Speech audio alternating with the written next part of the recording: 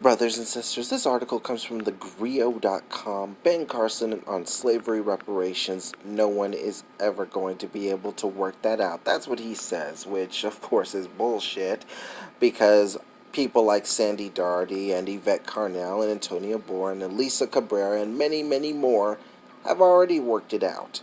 They've already worked out how much this government owes to the descendants of slaves, and they've also worked out who would qualify. The U.S. Secretary of Housing and Urban Development, in a recent interview, tried to dismantle long-standing arguments by advocates and scholars that the U.S. should pay reparations to descendants of slaves, claiming the racial makeup of black Americans precludes officials from determining just how much to give relatives today. No, it doesn't. No, it doesn't. In fact, one of the criterion that Sandy Doherty suggests is that you just have to prove you have an ancestor who was a slave. That's one of the criteria there. And the second one is that you have to prove that you have identified as black, African American, or Negro. So that totally dismantles your argument there, Ben. What I would say about reparations is, show me a mechanism that works, he told Jerica Duncan in an interview on CBS This Morning that aired Monday. I will leave a link in the description box just for you and for anybody else who wants to see a mechanism that works. I did my DNA analysis. Okay, I'm 77% sub-Saharan African, 20% European, and 3% Asian. So how do you proportion that out to everybody? Well, you would qualify, Negro. You would qualify. I mean, I didn't know he was 3% Asian. He doesn't look it. I'll be frank and say it. Okay, if you can prove you're a descendant of a slave, though, do you think it's worth having a conversation? Duncan asked. For which Carson replied, yeah, but what percentage of money do you get? What percentage of reparations? No one is going to be able to figure that out. Again, I will leave a link in the description just for you. Just for you and for anybody else who has questions about that. Duncan pushed back, saying nobody considered what percentage of what black people like yourself, Ben, looked like in the civil rights era, or today for that matter. I'll add that in. They didn't say, well, we're not going to discriminate against you because you might be partially this or partially that. That's right. That's right. The retired neurosurgeon wasn't swayed. Well, damn, why is he in that position? Why is he head of HUD? I'm curious about that one. Proportionately, you're not going to be able to figure it out, and where do you stop it? It's unworkable. I would much rather concentrate on how we provide opportunities. Oh shit, what the fuck?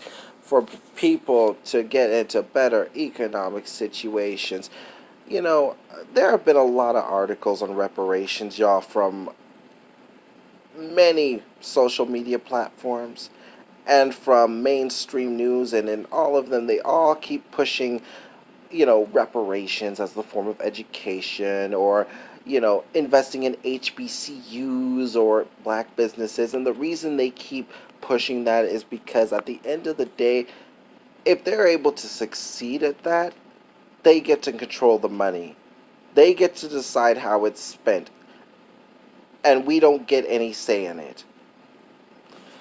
Almost immediately, Carson's comment hit Twitter, where experts like Nicole Hannah-Jones, a reporter with the New York Times Magazine who covers race, weighed in on the issue.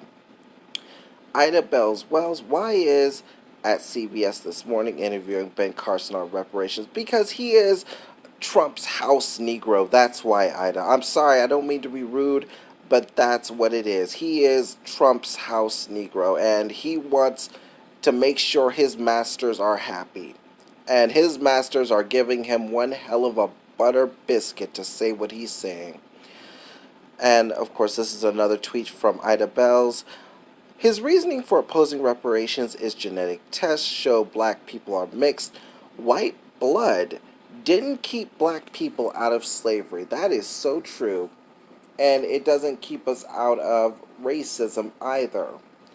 The issue of reparations has received renewed interest this year with Rep. Sheila Jackson Lee introducing a bill in the House that calls for the establishment of a commission to study the impact of slavery and the continued discrimination against black people. But that's all it does. It doesn't go further than that, y'all.